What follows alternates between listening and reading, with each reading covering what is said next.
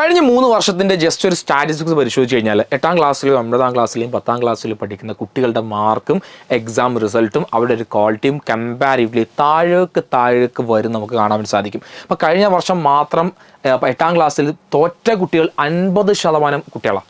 അതായത് minimum mark പോലും വാങ്ങാൻ കഴിയാത്ത വീണ്ടും റെമഡിയൽ ക്ലാസ്സിന് ഇരുന്ന് കഷ്ടപ്പെട്ട് പഠിച്ചിട്ടാണ് വീണ്ടും പാസ് മാർക്ക് 9ാം ക്ലാസ്സിൽ 8ാം ക്ലാസ്സിലെ കുട്ടികളാണ്. 9ാം ക്ലാസ്സിലെ കുട്ടികളുടെ വലിയ വ്യത്യാസമില്ല. അറൗണ്ട് 50% കുട്ടികളും പല കേരളത്തിലുടനീളം 1-2 വിഷയങ്ങൾക്ക് തോറ്റിട്ട് അവസാനം റെമഡിയൽ എക്സാം ക്ലാസ്സുകൾ നൽകി എക്സാം എഴുതിയിട്ടാണ് അവരെവിടേക്ക് ജയിച്ചത്. അവർ അടുത്ത വർഷം 10ാം ക്ലാസ്, അതായത് ഈ വർഷം 10ാം ക്ലാസ്സിലേക്ക് അവരെത്തിയത്. കഴിഞ്ഞ വർഷത്തെ കാര്യമാണ്. ഈ വർഷം 10ാം ക്ലാസ്, അതായത് 10ാം ക്ലാസ് പലപ്പോഴും നമുക്ക് സി മാർക്കും കാര്യങ്ങളൊക്കെ കയറി കൂടുന്നതുകൊണ്ട് അവർ തോൽവി ശതമാനം കമ്പാരിറ്റീവ്ലി കുറവായിരിക്കും. പക്ഷേ എന്താ സംഭവിക്കുന്നത്?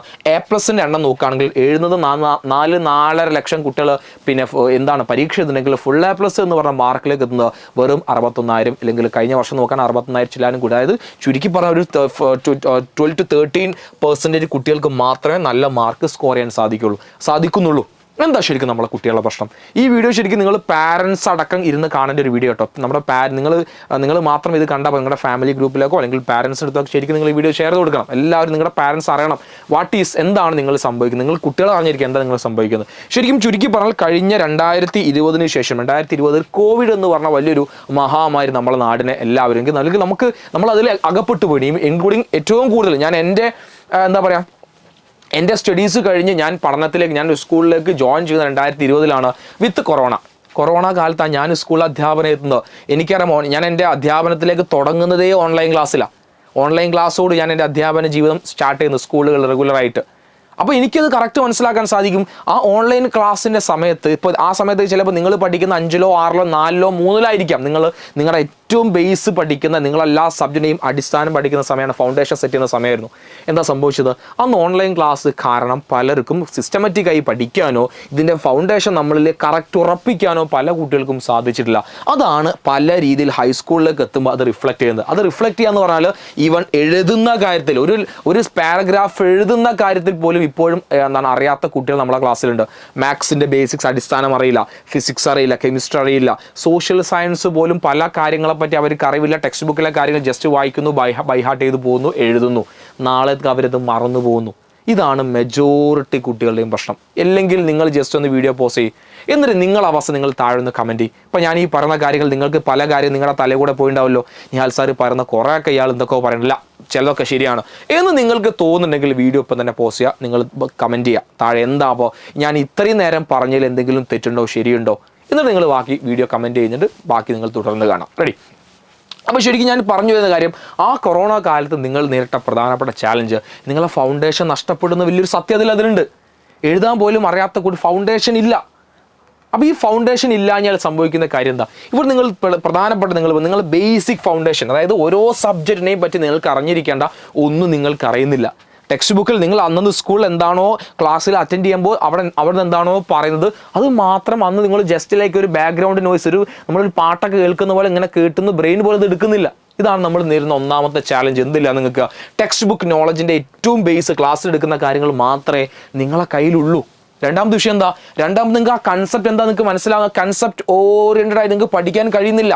മെജോറിറ്റി കുട്ടികൾക്കും ഇത് എന്താ ഞാൻ പഠിക്കുന്നത്, ഇത് ഞാൻ പഠിക്കുന്നതിൻ്റെ ഗുണം എന്താണ്, ഈ പഠിക്കുന്ന കാര്യം എനിക്ക് നാളെ ആവശ്യമുള്ളതാണോ, അല്ലെങ്കിൽ എന്താ ഞാൻ ഈ പഠിക്കുന്നത്, അല്ലെങ്കിൽ ജസ്റ്റ് പഠിച്ചാൽ ഒന്നുകൂടി 2, 3, 4 തവണ ബൈഹാർട്ട് നിങ്ങൾക്ക് പഠിച്ചേക്കാം, എക്സാം എങ്ങനെയെങ്കിലും കഴിച്ചില്ലാവല്ലോ. ഇതാണ് ബഹുഭൂരിപക്ഷം കുട്ടികളുടെയും അവസ്ഥ. അത് റിയാലിറ്റിയാണ് അല്ലേ? എന്താ നിങ്ങൾ ആലോചിച്ച് നോക്കൂ. ജസ്റ്റ് റീഡ് ചെയ്യുന്നു, ബൈഹാർട്ട് ചെയ്യുന്നു, എന്തൊക്കെയോ കാട്ടിക്കൂട്ടുന്നു, പരീക്ഷ എഴുതുന്നു, എന്നോ ജസ്റ്റ് ഒന്ന് പാസ്സാവുന്നു, അല്ലെങ്കിൽ മാർക്ക് വാങ്ങുന്നു. പിറ്റേ ദിവസത്തേക്ക് അടുത്ത അധ്യയന വർഷത്തുമ്പോഴേക്കും ഈ കാര്യം മറന്നു പോകുന്നു. ഇതെവിടെ എഫക്റ്റ് ചെയ്യുക?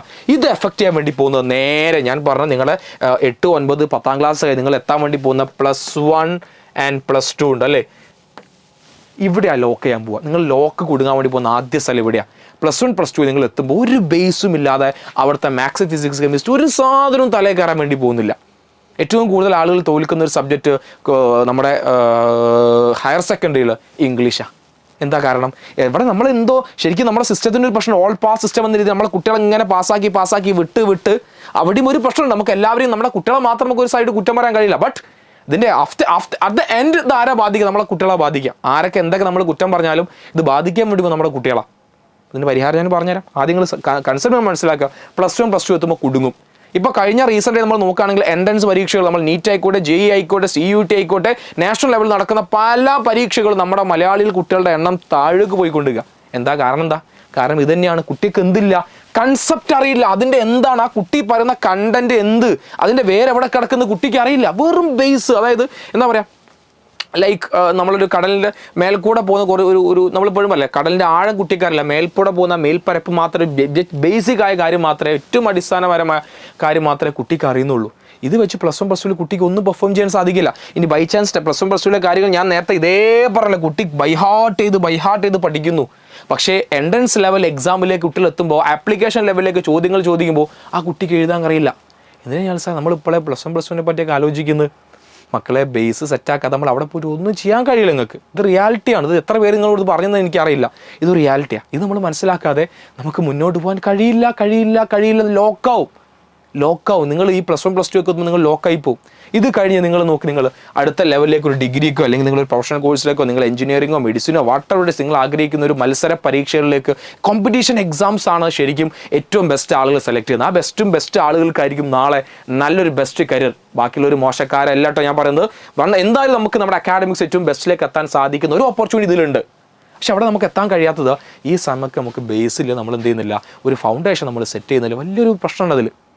അപ്പോൾ ഞാനിനി അടുത്ത വർഷം നിങ്ങൾ ട്യൂഷനാണോ ജോയിൻ ചെയ്യേണ്ടത്, നിങ്ങൾ അടുത്ത വർഷം നിങ്ങൾ എങ്ങനെ പഠിക്കണം, നിങ്ങൾ ട്യൂഷന് പഠിക്കുമ്പോൾ നിങ്ങൾ അതിൻ്റെ കൂടെ നിങ്ങളൊരു ഫൗണ്ടേഷൻ നിങ്ങൾ സെറ്റ് ചെയ്ത് പഠിക്കണം. അത് ഇമ്പോർട്ടൻ്റ് ആയി. അത് നമുക്ക് ഏറ്റവും ബേസിക് നീഡായി മാറിക്കൊണ്ടിരിക്കുകയാണ് ഒരു ഫൗണ്ടേഷൻ കോഴ്സ് നമ്മൾ എടുക്കുക എന്നുള്ളത്. അത് ഇമ്പോർട്ടൻ്റ് ആണ്. കാരണം നിങ്ങൾ ട്യൂഷൻ എങ്ങനെ നിങ്ങൾ പോയിക്കോളെ, പക്ഷെ ഒരു കറക്റ്റ് ഓരോ കൺസെപ്റ്റും വളരെ ഡീറ്റെയിൽ ആയിട്ട് അതിൻ്റെ ടെക്സ്റ്റ് ബുക്ക് കണ്ടന്റ് മാത്രം, എക്സാം ലെവൽ ഓഫ് മാത്രം, സ്റ്റേറ്റ് ലെവലിൽ മാത്രം ഒതുങ്ങാതെ ഓരോ കൺസെപ്റ്റും ക്ലിയർ ചെയ്ത് ഫൗണ്ടേഷൻ വെച്ച് പഠിച്ചു കഴിഞ്ഞാൽ ഈ ഇഷ്യൂസിനെ സോൾവ് അല്ലെങ്കിൽ മാറ്റിമറിക്കാൻ സാധിക്കും എന്ന് എനിക്ക് കറക്റ്റ് ഉറപ്പുണ്ട്. കാരണം നമ്മുടെ കുട്ടികൾക്ക് ഇല്ലാത്ത സാധനം ഫൗണ്ടേഷൻ ഇത് എന്താ നമുക്കറിയില്ല, എന്താണ് ഇതിൽ പഠിക്കുന്നത്, കൺസെപ്റ്റ് എന്താണെന്ന് അറിയില്ല. ചെറിയ ക്ലാസ്സിൽ പഠിക്കേണ്ട പല കാര്യങ്ങൾ കുട്ടിക്ക് ഫോക്കസ് ചെയ്യാനോ ഇരിക്കാനോ കഴിഞ്ഞില്ല. അത് ഇനിയുള്ള ഒരു 8ാം ക്ലാസ്, 9ാം ക്ലാസ്, 10ാം ക്ലാസ്, ഹൈസ്കൂളിൽ പഠിക്കുന്ന സമയത്ത് കുട്ടി അത് സോൾവ് ചെയ്തില്ല, സെറ്റിൽ ചെയ്തില്ലെങ്കിൽ +1 +2 അത് ബാധിക്കും. ഒരു കോമ്പറ്റീറ്റീവ് എക്സാമിനൊക്കെ പ്രിപ്പയർ ചെയ്യുന്നൊരു കുട്ടിയാണെങ്കിൽ താഴോട്ട് പോകുമെന്ന കാര്യത്തിൽ ഒരു സംശയമില്ല. ഇത് ശരിക്കും കോമ്പറ്റീറ്റീവ് എക്സാം മാത്രമല്ല കേട്ടോ, ഒരു നോർമൽ ഒരു കുട്ടിക്കും ശരിക്കും ഇന്നത്തെ കാലത്ത് നിർബന്ധമാണ് ഈ സാധനം. ഫൗണ്ടേഷൻ സെറ്റ് ചെയ്ത് പഠിക്കുക, ഇല്ല നമുക്ക് നിവർത്തില്ല. ഇത് മറ്റേ മാജിക് കളിക്കുന്ന എഡ്യൂക്കേഷൻ, ഇറ്റ്സ് നോട്ട് എന്താ പറയുക, ബ്ലാക്ക് മാജിക് അല്ല. നമ്മൾ എന്തൊക്കെയോ കാര്യങ്ങൾ ആവിയിൽ നിന്ന് പറപ്പിച്ചെടുക്കാൻ കഴിയില്ല.